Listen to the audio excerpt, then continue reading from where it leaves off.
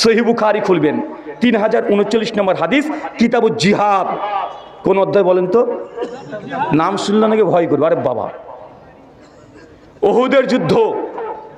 মনে রাখবেন, ইসলামের ইতিহাসে যতগুলো যুদ্ধ জিহাদ হয়েছে সবচেয়ে ভয়ঙ্কর, মর্মান্তিক, দুর্ধর্ষ জিহাদের নাম হচ্ছে উহুদের জিহাদ।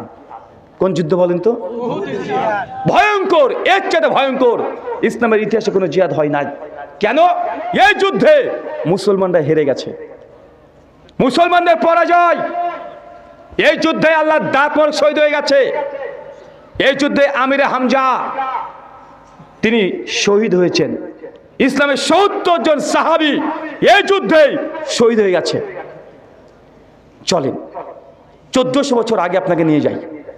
চিন্তা করেন, 1400 বছর আগে আল্লাহ নবী হঠাৎ একদিন রাত্রিবেলাতে স্বপ্ন দেখছেন। উহুদের কয়েকদিন আগে স্বপ্নের মধ্যে দেখছেন যে নবীর সাহাবীরা উহুদের প্রান্তে রক্তাক্ত অবস্থায় পড়ে আছে। আল্লাহ নবী সঙ্গে সঙ্গে ঘুম থেকে উঠে পড়েছে। তিনি বুঝতে পারছেন যে সামনে উহুদের যুদ্ধ হবে, এই যুদ্ধে আমার উম্মতের বড় ক্ষতি হয়ে যাবে। কেন? কারণ নবীর যে স্বপ্ন এটা ওহী কি ওহী নয়? কথা বলেন, নবীদের স্বপ্ন ওহী না? ওহী।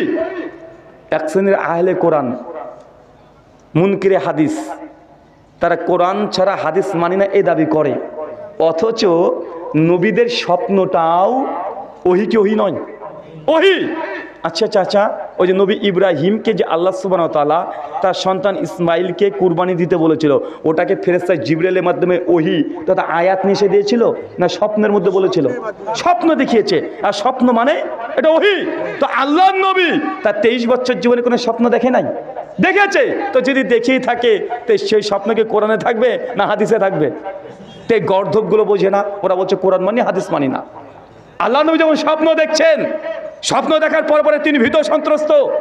সঙ্গে সঙ্গে ফজরের সালাতে সাহাবা রাদিয়াল্লাহু আনহুদেরকে নিয়ে সালাত আদায় করার পরে বলছে যে সাহাবী আমার, শোনো আমি এই স্বপ্ন দেখেছি, তোমরা কি মনে করছো? একটা আমাদের ক্ষতি হয়ে যেতেই পারে। সাহাবা রাদিয়াল্লাহু আনহুর সঙ্গে সঙ্গে বলছে, ইয়া রাসূলুল্লাহ, আল্লাহ যখন জিহাদকে ফরজ করে দিয়েছে কোনো ভয় নেই, আমরা উহুদের যুদ্ধে লড়াই করবই, আপনি প্রস্তুতি নিন। আল্লাহ নবী প্রস্তুতি নিচ্ছে সাহাবীদের জজবা দেখে। তবে আল্লাহ নবী আগে থেকে বুঝে নিয়েছে এই যুদ্ধে ক্ষতি হবে, আমার সাহাবীরা রক্তাক্ত হবে। আল্লাহ নবী তখন কৌশল পরিবর্তন করলেন, নতুন কৌশল। কয়েকদিন পরেই উহুদের প্রান্তে চলে গেলেন সাহাবীদেরকে নিয়ে, হাজার হাজার সাহাবীদেরকে নিয়ে, একদম যুদ্ধে সজ্জিত। নবী চলে যাওয়ার পরে উহুদের দিকে তাকিয়ে দেখছেন যে উহুদ, যারা আপনারা দেখেছেন, যারা হজ উমরাতে গিয়েছেন, উহুদের পজিশনটা হচ্ছে কি যে একদিক দিয়ে ঢুকতে পারবেন আর একদিক দিয়ে বের হওয়ার রাস্তা, মানে দুটো গেট। কয়টা গেট? দুটো গেট। মানে একদিক দিয়ে ঢুকতে পারবেন আর একদিক দিয়ে বের হতে পারবেন, তৃতীয় কোনো গেট নেই। আল্লাহ নবী ঢুকে বুঝতে পারছেন যদি এখানে কাফেররা যদি আগে প্রবেশ করে যায় তাহলে আমাদের বড় ক্ষতি হয়ে যেতে পারে, কেন তৃতীয় কোনো গেট নেই। আল্লাহ নবী রণকৌশল চেঞ্জ করলেন, ইন্টেলেকচুয়াল, কঠিন।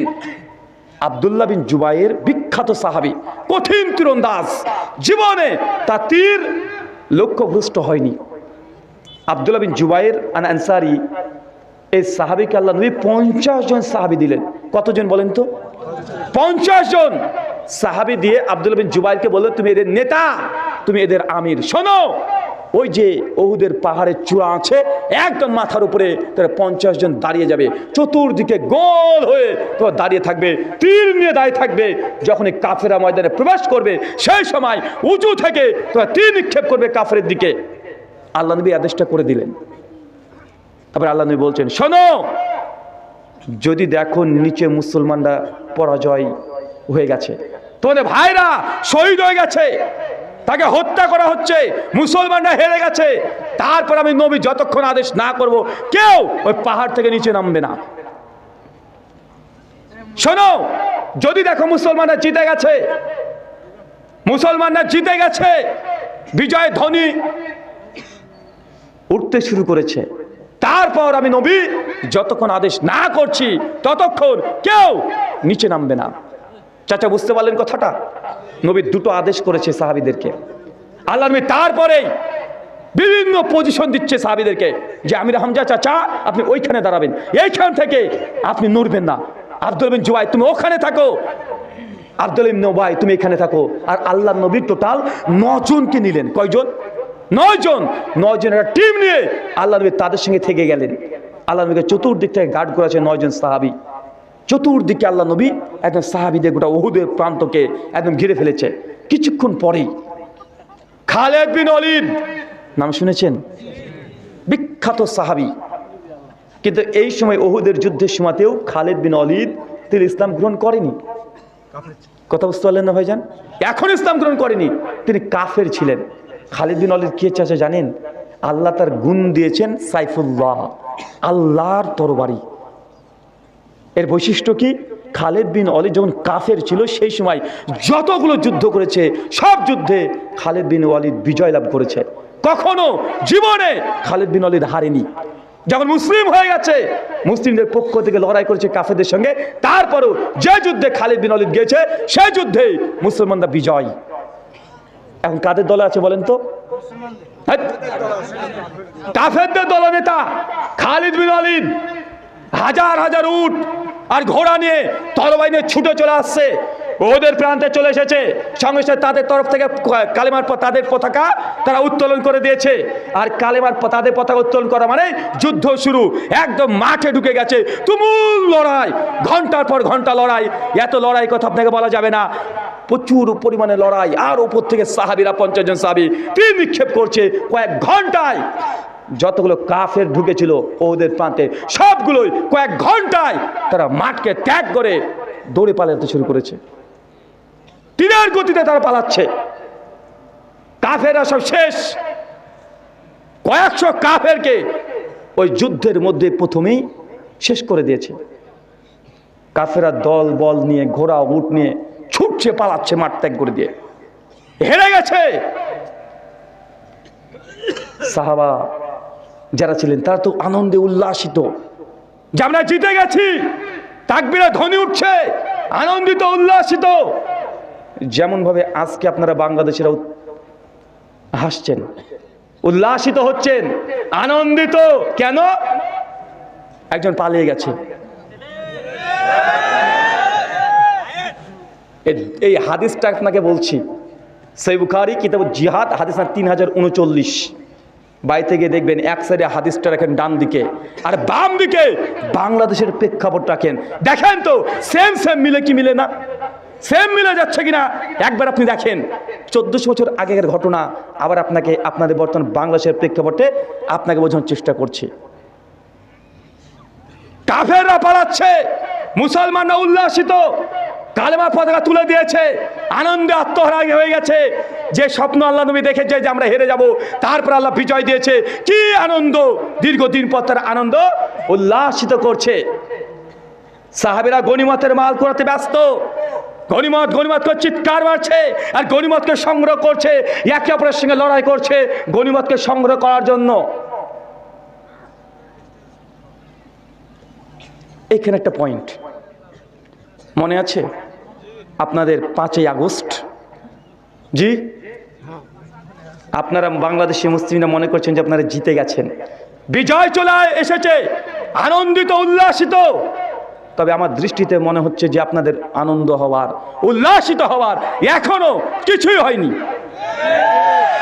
এখন ইসলাম কায়েম হয় নাই, এখনো কালেমার পতাকা উত্তোলন হয় নাই।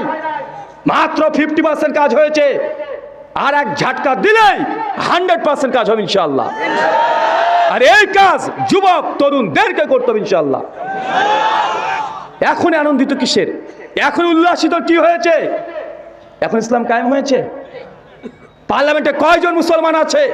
কয়জন ধার্মিক মুসলমান আছে? কয়জন ইসলামকে চায়? কিছুই হয় নাই। এখন আপনারা আনন্দে উল্লাসিত, আপনার গনিমত করাতে ব্যস্ত হয়ে গেছেন। চোখ কান খোলা রাখতে হবে। হাদিসের পৃষ্ঠায় ইতিহাসগুলো লেখা আছে শুধু পড়ে নেকি কামানোর জন্য নয়, শুধু দাস দিয়ে আলেম হওয়ার জন্য নয়। এখান থেকে শিক্ষা নিতে হবে। কারণ আল্লাহ নবী লাকাদ কানা লাকুম ফি রাসূলিল্লাহি উসওয়াতুন হাসানা, রাসূলের জীবনে যত সমস্ত কিছু আদর্শ আছে, মানে আমাদের জন্য উত্তর আছে, সব উত্তর। আপনি যে ফিতনায় পড়েন নবীর জীবনের মধ্যে আপনি উত্তর পেয়ে যাবেন। আপনি এখন আনন্দিত? আমার খুব মনে পড়ে যেই সময়তে আপনাদের বাংলাদেশে এরকম প্রেক্ষাপট আগস্টের 5 তারিখ, সেই সময়তে আমি মালয়েশিয়াতে ছিলাম।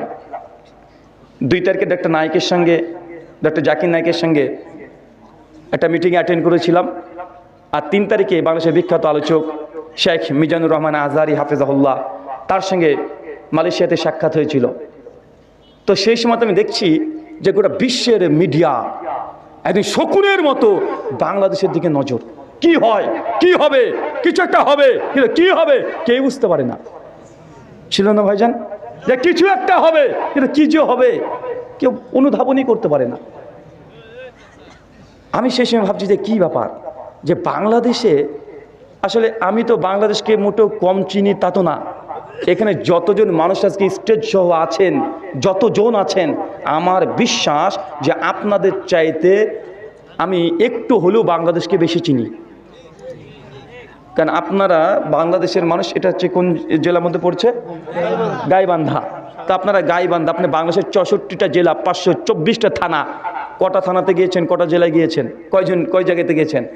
আমাদের তো বাংলাদেশের এমন কোনো জেলা নেই যে আমাদের যাওয়া হয়নি। তা আমার চাইতে আপনি বাংলাদেশ বেশি চেনেন নাকি? আমি বিদেশি হতে পারি, আপনার দেশের না হতে পারি, তাই বাংলাদেশের এই তরুণ, এই যুবক, এদেরকে কম চিনি না। প্রায় বাংলাদেশের 500-র উপরে আমার 2017 থেকে প্রোগ্রাম হয়ে গেল। মানে এদেরকে রাস্তা ঘাটে সব জায়গায় এদের নারী নক্ষত্র চেনা হয়ে গেছে। আমি চিন্তা করছি যে এই ছেলেগুলোকে যে দেখলাম, এরা দিন রাত পাবজি গেম নিয়ে ব্যস্ত থাকে, গার্লফ্রেন্ডের পেছনে ব্যস্ত থাকে, সারাদিন সোশ্যাল মিডিয়া নিয়ে ব্যস্ত থাকে, টিকটক নিয়ে ব্যস্ত থাকে। এরা রাস্তাতে নেমে পড়ছে, কি ব্যাপার? এত জজবা কোথা থেকে পাচ্ছে তারা? কে তাদের পেছনে ইন্ধন দিচ্ছে? মানে ঢাকা শহরকে গোটায় এই যুবকরা, ছেলেরা, স্টুডেন্ট, ছাত্র, এরা দখল করে নেবে। ছিল না ভাইজান? আচ্ছা, এই কাজ কোথা থেকে হচ্ছে রে বাবা? কেন এরা তো এইসব রাজনীতি বুঝে না, অর্থনীতি বুঝে না।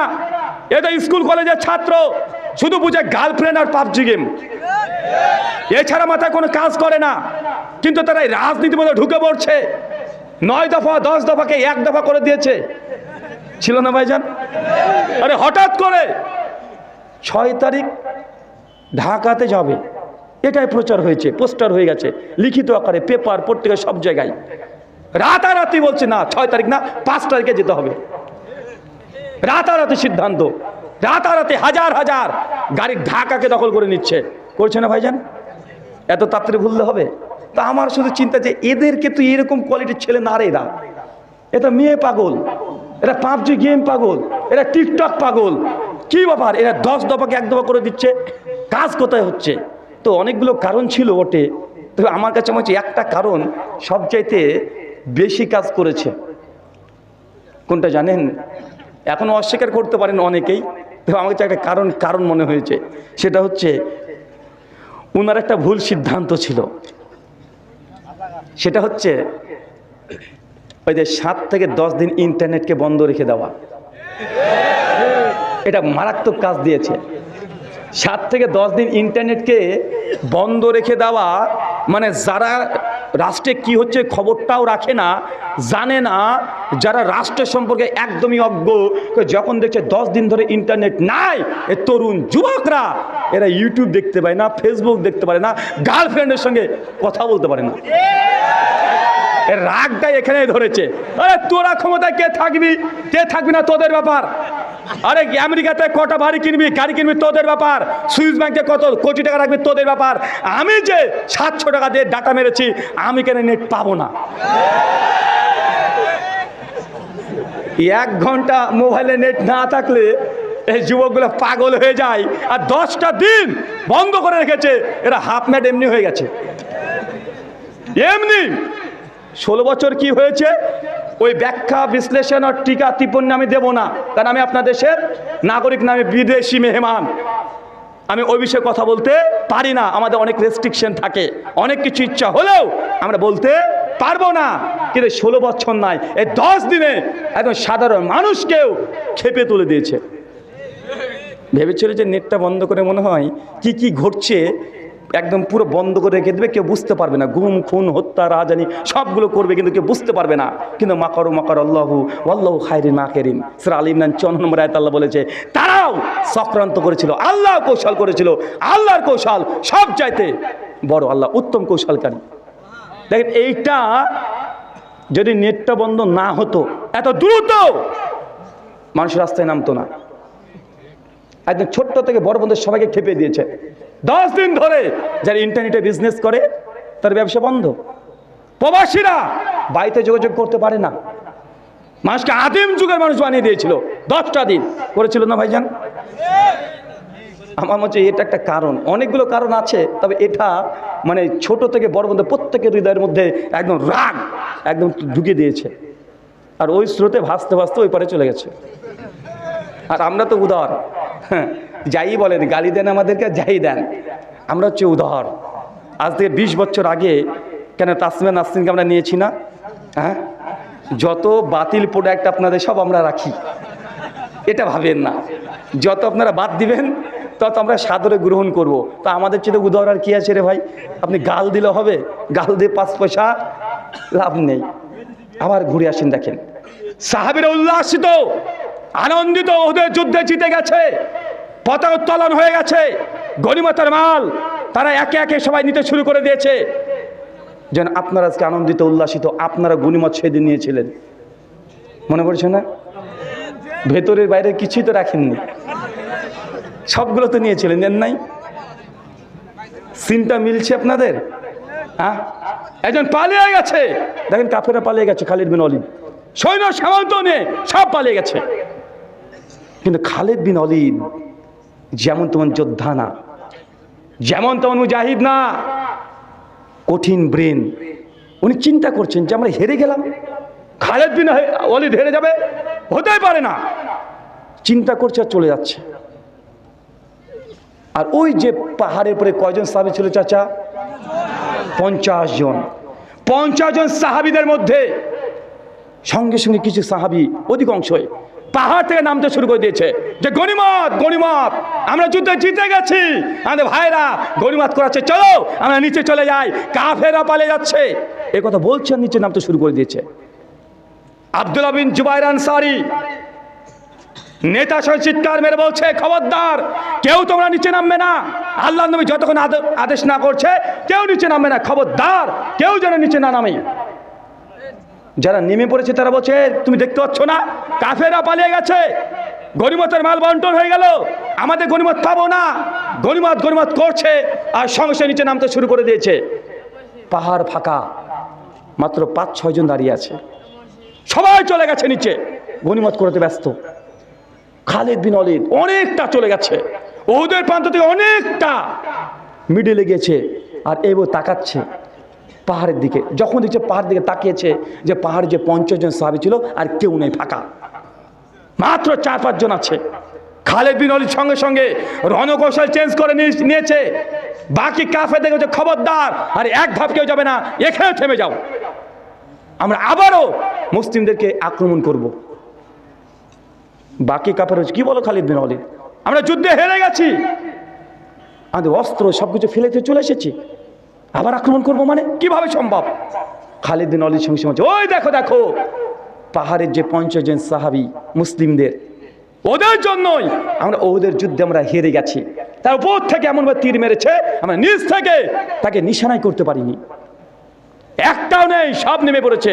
নিঃসন্দেহে মুসলমানরা আমাদের থুয়ে আসা গনিমত তার এখন কোরাতে ব্যস্ত হয়ে গেছে, তথা পেছনকার গেট পুরো ফাঁকা হয়ে গেছে, সে সামনে চলে গেছে, এখন পেছন একদম ফাঁকা, চলো আমরা আবারও পেছন দিক থেকে গিয়ে মুসলিমদের উপরে আক্রমণ করব। চিন্তা করতে পারছেন? এবার তার রণকৌশল চেঞ্জ হয়ে গেছে, পেছন থেকে আক্রমণ করবে। কেন বাংলাদেশকে পেছন থেকে আক্রমণ করার চেষ্টা করা হচ্ছে না বারবার? হচ্ছে। খুলে বলতে হবে নাকি? আমি তো আগে বলেছি সমস্ত কিছু খুলে বলতে পারবো না। কেন ঢাকাতে 200 খানা গাড়ি ঢুকে দিয়েছিল না? ওই যে আনসার না কি ঢুকে দিয়েছিল না, বাহিনী ঢুকেছিল না কয়দিন আগেই? তো চিটাগাং থেকে ভিকটিম কার্ড, সংখ্যালঘু কার্ড বাংলাদেশে খেলা হলো না? কথা মানে বুঝতে পারছেন না? আমি এর চাইতে আরো উলঙ্গ করে খুলে বলতে পারবো না। কয়দিন আগেই তো দেখলেন পেছন থেকে আবারও আক্রমণ করে আপনাদের বিজয়, এটা মাটির সঙ্গে পায়ের সঙ্গে পদদলিত করার আবারও চেষ্টা চলছে। তাই সাবধান, সতর্ক থাকতে হবে বাংলাদেশে প্রত্যেকজনকে। প্রত্যেকজনকে সতর্ক থাকতে হবে। ফেসবুকে একটা কমেন্ট করতে হলে 10 বার চিন্তা করতে হবে। একটা ছোট্ট ইস্যু খুঁজছে, একটা যদি ছোট্ট ইস্যু যদি পেয়ে যায়, বাংলাদেশের নাম নিশানা হুমকির মুখে পড়ে যেতে পারে। চাচ্ছে গোটা বিশ্বের বড় বড় নেতাদের কাছে দেখাতে যে দেখো কত নির্যাতিত হচ্ছে আমরা। এটা হচ্ছে ভিকটিম কার্ড, পেছন থেকে আক্রমণ করা। উহুদের যুদ্ধে মুসলিমদেরকে পেছন থেকে যেমন আক্রমণ করেছে, আবারও নতুন করে পরিকল্পনা চলছে। সাবধান, সতর্ক থাকতে হবে। এর আগে যতটা সতর্ক ছিলেন, আর 5টা বছর যদি সতর্ক থাকেন, ইনশাল্লাহ ইনশাল্লাহ এই বাংলাদেশে কালেমার পতাকা উড্ডীন হবে ইনশাল্লাহ। যতদিন উড্ডীন না হচ্ছে, চিন্তা করে পায়ে ধাপ ফেলতে হবে। আপনাদেরকে ধন্যবাদ জানাই যে বাংলাদেশে যে হত্যা করলো না আলিফ ভাইকে, আপনারা যে কোনো ঘটনা ঘটাননি। তারা চাচ্ছিল যে মুসলমানরা কোনো একটা ঘটনা ঘটাক, চাচ্ছিল। আপনারা কিছু প্রতিক্রিয়া দেননি। অনেক বুদ্ধিমানের কাজ হয়েছে, অনেক সময় সয়ে নিতে হয়। কেন হুদাইবিয়ার ইতিহাস পড়েন নাই? কাফেরদেরকে কাছে নবী যখন সন্ধি করছে, আলামী লিখছেন যে লিখো মোহাম্মদ রসুল্লাহর পক্ষ থেকে কাফেরদের সঙ্গে চুক্তি। কাফেরও যায়, আপনাকে আমি রসুল মানি নাকি? আপনাকে রসুল্লাহ মানলে তো আপনার সঙ্গে যুদ্ধ হবে না। আমার রসুল্লাহ মানি না, আপনাকে কেটে দেন। যতক্ষণ না কাটবেন ততক্ষণ আমাদের চুক্তি হবে না। আল্লাহ নবী আলীকে হচ্ছে, আলী আমার নামের পরে রসুল্লাহ শব্দ বাদ দিয়ে দাও। আলী বিন আবি তালেব হচ্ছে, ইয়া রাসূলুল্লাহ কি বলেন? আমার দ্বারা হবে না, পারবো না আমি। আলী বিন আবি তালেব চলে যাচ্ছে, না আমি পারবো না। আপনি আল্লাহ রসুল, কেটে দেবো মানে? আর বাতিল শর্ত তার সঙ্গে আমাদেরকে মানে আপোষ করতে হবে, পারবো না। আল্লাহ নবী তখন বলছি, তাহলে আমাকে দেখিয়ে আমি কেটে দিচ্ছি। আল্লাহ নবী নিজের নাম থেকে রসুল্লাহ কেটে দিচ্ছে। মানে কখনো কখনো সমঝোতা করতে হয়, কথা বুঝতে পারছেন? কখনো হুদাইবিয়ার যে সন্ধি ছিল 9 দফা, ভালো করে দফাগুলো দেখবেন, প্রত্যেকটা মুসলিমদের বিরুদ্ধে ছিল। বাহ্যিক দিক থেকে মুসলমানের সব দিকে বিরুদ্ধে। ওমর বিন খাত্তাব রেগে গেছে, ইয়া রাসূলুল্লাহ আপনি কি চুক্তি করছেন এটা? ওমর বিন খাত্তাব নবীর উপরে কথা বলছে, আল্লাহ নবী কি চুক্তি করছেন এটা আপনি জানেন না? আবু বকর বলছে, আল্লাহ নবী আপনি কি করছেন এটা? ইবনে আব্বাস সবাই বলছে এই চুক্তিকে মানছে না, কিন্তু আল্লাহ নবী চুক্তিতে স্বাক্ষর দিয়ে দিচ্ছে। এই যে ঘটনা, পুরো সিন, কাফেররা তখন উল্টো দিক থেকে উট বাহিনী নিয়ে, ঘোড়া নিয়ে এমন ভাবে মুসলিম জাতির উপর সেদিন আক্রমণ করেছে, পেছন দিক থেকে সেই দিন ৭০ জন সাহাবী একদম শহীদ। মুসলমান হেরে গেছে, অথচ 1 ঘন্টা আগে মুসলমানরা বিজয়ের পতাকা উড্ডীন করেছিল, আনন্দ উল্লাসিত। 1 ঘন্টা পরে মুসলমানরা এই যুদ্ধে হেরে গেছে, পরাজিত। চিন্তা করতে পারছেন? এই যুদ্ধে আল্লাহ নবীর দাঁত মোবারক শহীদ হয়ে গেছে। এই যুদ্ধেই নবীজির পায়ে 3খানা তীর নিক্ষেপ করা হয়েছে। এই যুদ্ধেই আমির হামজা তাকে শহীদ করা হয়েছে। সাইব বিন মুসাইব এই যুদ্ধে শহীদ। জাবের বিন আব্দুল্লাহ পিতা এই যুদ্ধে শহীদ। আবু তালহা ইবনে উবাইদুল্লাহ এই যুদ্ধে শহীদ। বড় বড় সাহাবী এই যুদ্ধে শহীদ হয়ে গেছে। মর্মান্তিক ঘটনা। প্রত্যেকটা সাহাবীর যদি এই মৃত্যুর ঘটনা যদি বলতে শুরু করে দিই, চোখ থেকে পানি ঝরতে শুরু করবে। ৭০ জন সাহাবী, উহুদের প্রান্ত, যুদ্ধ চলছে, হঠাৎ করে পেছন থেকে আক্রমণ। আল্লাহ নবী বুঝতে পারেন নাই, দেখছে কাফেররা তীর নিয়ে নিক্ষেপ করেই চলে যায়, সাহাবীদের গর্দন উড়িয়ে দেয়। আল্লাহ নিজের চোখে সাহাবীদেরকে মৃত্যু হতে দেখছে। আল্লাহ ছুটে বেড়ায়, এদিকে যায় ওইদিকে যায়, দেখছে আমির হামজা লাশ পড়ে আছে, ওইখানে কিছু সময় কাটায়। আর এক জায়গায় চলে যায়, ওখানে একজন সাহাবী মরে আছে। নবীর হৃদয় বিদার যে ঘটনা, ছুটে বেড়ায় ওদের প্রান্তে যে সাহাবী আমার মারা যাচ্ছে। সবাই চিন্তা করতে পারছেন? উহুদের যুদ্ধের মূল টার্গেট ছিল যে আল্লাহ নবীকে দুনিয়া থেকে সরিয়ে দিবে। সঙ্গে সঙ্গে 9 জন সাহাবী আল্লাহ নবীকে ঘিরে নিল চতুর্দিক থেকে ঘিরে দিয়েছে। ইয়া রাসূলুল্লাহ আপনি মিডিলে থাকেন, খবরদার আপনি মাথা তুলবেন না। 9 জন নবীকে ঘিরে দিয়েছে। 9 জন ঘিরে চতুর্দিক থেকে তার তীর নিক্ষেপ করছে, যে আল্লাহ নবীর উপরে কোনোভাবে অ্যাটাক যেন করতে না পারে। আর এই জিনিসটা যখন খালিদ বিন ওয়ালিদ দেখেছে, দুর্ধর্ষ যোদ্ধা, কঠিন প্রাণ, উনি সঙ্গে সঙ্গে কয়েকশো কাফেরকে নিয়ে 9 জনের সামনে চলে এসছে। আর যখনই চলে এসেছে মুসলিমরা তারাও ভীত সন্ত্রস্ত হয়ে গেছে, এখন নবীকে রক্ষা করা যাবে না। তার টার্গেট একটাই, যে কোনো মূল্যে নবীকে অক্ষত অবস্থায় ওদের প্রান্ত থেকে নিয়ে যেতে হবে।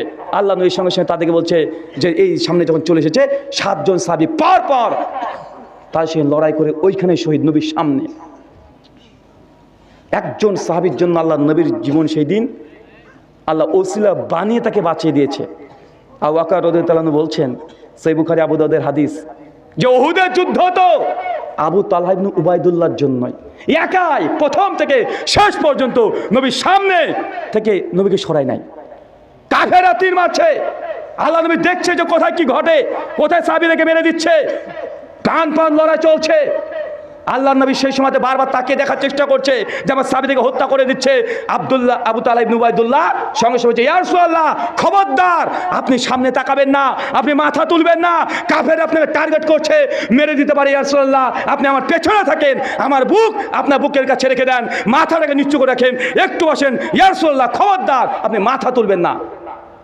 আল্লাহ রাসূলকে টার্গেট করে 50 খানা তীর নিক্ষেপ করেছে, পরপর 39 খানা তীর আবু তালহা বুকে লেগেছে। 39টা তীর আবু তালহা তার বুকে নিয়ে নবীকে সেভ করেছে।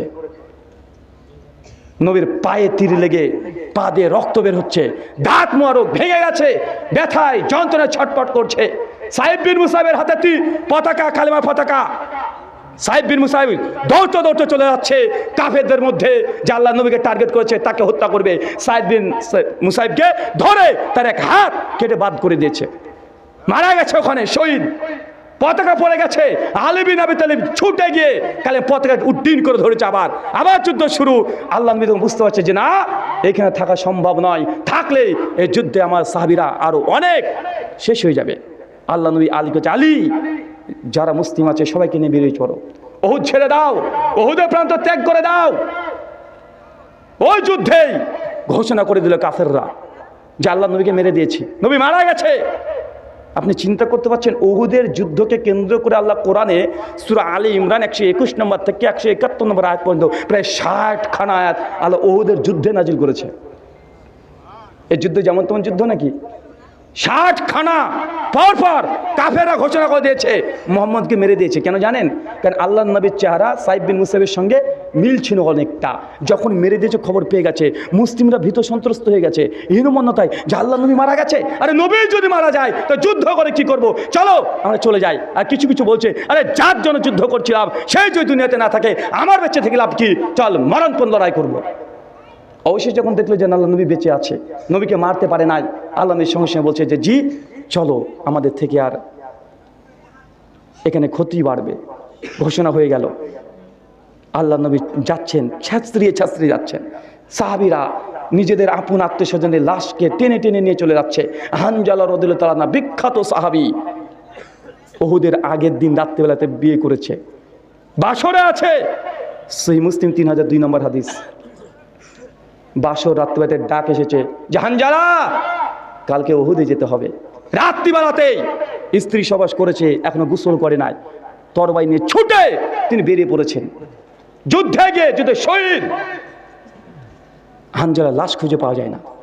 আল্লাহ নবী বলছে, হানজালা কোথায় আমার? হানজালা কই, তার লাশ পাওয়া যায় না। সাহাবীরা খুঁজে বেড়াচ্ছে, সবার আত্মীয় স্বজনের লাশ খুঁজে বেড়াচ্ছে, হানজালার লাশ আর খুঁজে পাওয়া যাচ্ছে না। আল্লাহ নবী তারপরে একজন এসে বলছে, ইয়া রাসূলুল্লাহ, ওই দেখে হানজালার লাশ। হানজালার লাশ দেখছে যে শূন্যতে ভাসছে, শরীর থেকে টপ টপ করে পানি পড়ছে।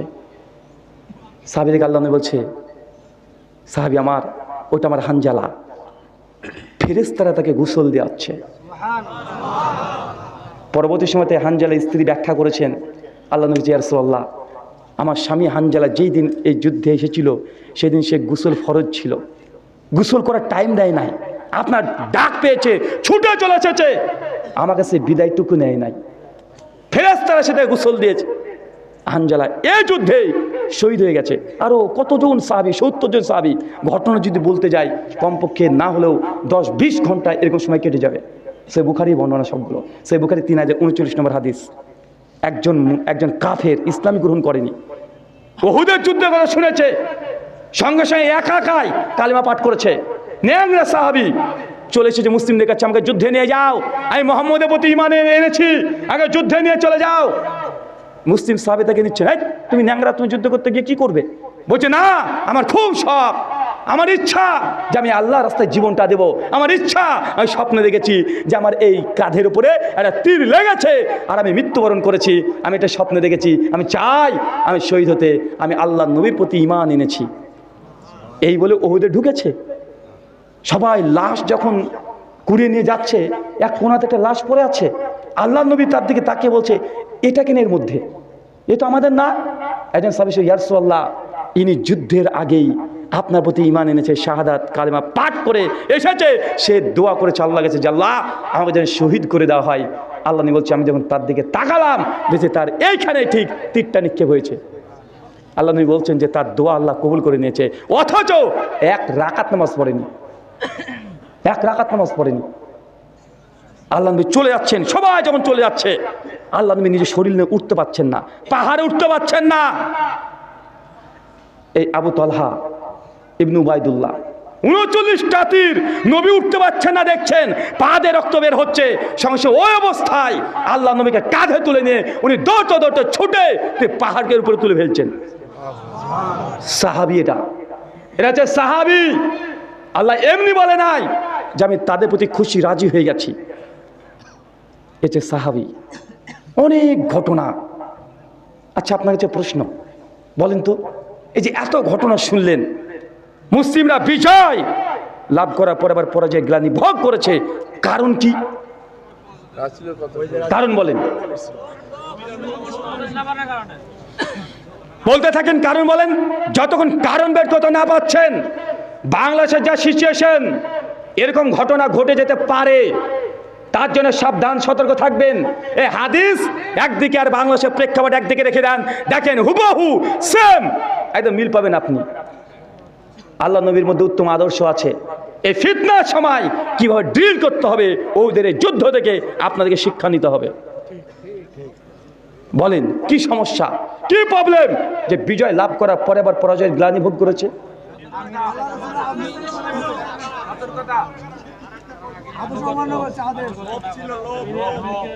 মাশাআল্লাহ, প্রায় সব কারণগুলো চলে এসেছে। 4টে কারণ ছিল। কয়টা? 4টে। এক, নবীর আদেশকে লঙ্ঘন করা। নবীর আদেশকে উল্লঙ্ঘন করেছে। ওই যে আল্লাহ কোরআনে বলছে, আল্লাযীনা ইউখালিফুনা আন আমরিহি আন তুসিবাহুম ফিতনা আন ইউসিবাহুম আযাবুন আলীম। যারা এমন নবীর আদেশকে লঙ্ঘন করবে, সে জাতিকে আমি ফিতনাতে জর্জরিত করে দেব। আল্লাহ সাহাবীদেরকেও দেখিয়ে দিয়েছেন নবীর আদর্শকে, নবীর আদেশকে লঙ্ঘন করা হয়েছে। আল্লাহ দেখিয়ে দিয়েছে। নূরের 63 নম্বর আয়াত। আমরা মুসলিমরা প্রতিদিন নবীর আদর্শকে লঙ্ঘন করছি না? সব জায়গাতে নবীর আদর্শকে লঙ্ঘন করছি। আমি বলছি হাদিসে আছে, নবী করেছে, নবী সুন্নাত। আপনি বলছেন এটা জায়েজ। সুন্নাত বাদ দিয়ে জায়েজ খুঁজে বেড়াচ্ছেন। আরে জায়েজ খুঁজতে গেলে দুনিয়াতে এমন কোনো মাসালা নাই যেটাকে জায়েজ প্রমাণ করা যাবে না। ফতোয়া খুঁজতে যায় না, এমন কোন দুনিয়াতে ফতোয়া নাই যে সালাফ পূর্বপুরুষ আলেম ওলামারা দেয়নি। আর ইমাম ইবনে হজম রাহিমাহুল্লাহ মুহাল্লা লিল আসারের মধ্যে এই ফতোয়া দিয়েছে, আপনি যদি কোনো মেয়েকে যদি বিয়ে করতে যান, তাকে উলঙ্গ করে দেখতে পারবেন। এই ফতোয়া মানবেন নাকি? আপনি মানবেন? ফতোয়া যদি চান, এমন কোনো ফতোয়া নেই যে আপনি ফতোয়া পাবেন না। কি ফতোয়া নেবেন বলে? কিতাব থেকে। বক্তা এসে বড় বড় কিতাব দেখাচ্ছে, আপনি ভাবছেন বাপরে বাপ, কিতাবে আছে। আরে ভাই, কিতাবেই তো থাকবে, কিতাবে থাকলে হয়ে গেল। এই উহুদের যুদ্ধে মুসলমানরা পরাজয়ের মূল কারণ নবীর আদর্শকে লঙ্ঘন করা। বলেন তো কি? এবার 2, মুসলিম উম্মার মধ্যে মতভেদ। ওই দেখেন সাহাবীদের মধ্যে মতভেদ হয়েছিল পাহাড়ে। এক দল বলছে, আরে যুদ্ধে তো জিতে গেছি, পাহাড়ে থেকে কি করব, নেমে পড়ো। আর এক দল বলছে, না, নবী যতক্ষণ আদেশ না করছে ততক্ষণ নামা যাবে না। এখানে কি ঘটেছে বলেন তো? উম্মতের মধ্যে মতভেদ। 3, আমিরের আনুগত্য না করা, নেতার আনুগত্য না করা। 4, মতভেদ হয়েছে, সমাধান নিয়েছে নিজেদের বুদ্ধি আর কিয়াস দিয়ে। কি দিয়ে? কিয়াস দিয়ে। নবীর সুন্নাহ, নবীর আদেশ দিয়ে সমাধান নেয়নি। তারা বলছে, কাফের তো পালিয়ে গেছে, তাদেরটা কি? নিজেদের কিয়াস। কি বলেন তো এটা? নিজেদের কিয়াস, নিজেদের যুক্তি, নিজেদের বুদ্ধি। নবীর কথা তারা ভুলে গেছে। আরে নবী তো বলে দিয়েছে আগে থেকে, আর যদি জিতেও যায় তারপরে আসবে না, হেরেও যায় তারপরে আসবে না, আমি নবী যতক্ষণ না ডাকছি। তারা নিজেদের বুদ্ধি কিয়াসকে কাজে লাগিয়েছে। আরে কাফেরা পালিয়ে গেছে, গনিমত বন্টন হয়ে যাচ্ছে, চলো আমরা ছুটে ছুটে যাই। পাস দুনিয়ার প্রতি লালসা। কি বলেন তো? দেখেন গনিমতের মাল নিয়ে ছোটাছুটি, আকাঙ্ক্ষা, এই টোটাল হচ্ছে 5টা কারণ। কয়টা কারণ? 5টা কারণ। এই মুহূর্তে অবস্থায় আপনাদের বাংলাদেশের মধ্যে যদি 5টা জিনিস যদি পাওয়া যায়, আবারও বিজয় অন্যদের হাতে চলে যাবে, আবারও যাওয়ার আশঙ্কা আছে। তাই এখনই ক্ষমতার লড়াই করতে যায়েন না, এখনই লোভ লালসা ভেতরে ঢুকায়েন না, একটু স্থির হতে দেন, শান্ত হতে দেন। চতুর্দিকে আন্তর্জাতিক যেগুলো ঘটছে, কি হচ্ছে, চোখ কান খোলা রাখেন। এখনই নেতা হতে হবে, এখনই আপনাকে প্রতিশোধ নিতে হবে, এখনই এটা করতে হবে, এরকম চিন্তা করলে আবার মুসলিম উম্মাহ ক্ষতিগ্রস্ত হবে ইনশাআল্লাহ। আমি চাই আল্লাহ যেন ক্ষতি না করে, কিন্তু এরকম লালসার মধ্যে যে পড়ে যান, এখন আপনাকে নেতা হতে হবে। এরকম হচ্ছে না ভাইজান? আপনারাই দেখেন কি, চলে গেছে, পালিয়ে গেছে, ভালো কথা। আপনার ওই জিনিসগুলো নিয়ে আসার কি দরকার ছিল রে ভাই? মাতব্বারি করে ওই যে পার্লামেন্ট থেকে নিয়ে এসছিলেন না আপনারা? হ্যাঁ, মাছও নিয়ে এসছে, বদমাস। দেখেছেন? মানে ওই গনিমতের মাল বন্টন করার মতো করতে শুরু করে দিয়েছে। আরে পার্লামেন্টের সম্পত্তি যদি আপনি একটা নষ্ট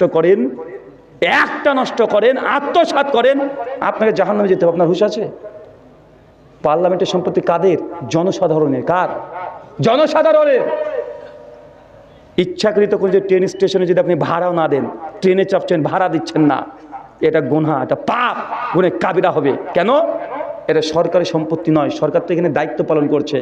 যদি আপনি ইলেকট্রিক চুরি করছেন, এটা চোরের গুনাহ, মানে চুরির গুনাহ।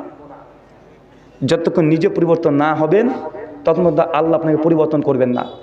ইন্নাল্লাহা লা ইউগাইয়িরু মা বিকওমিন হাত্তা ইউগাইয়িরু মা বিআনফুসিহিম।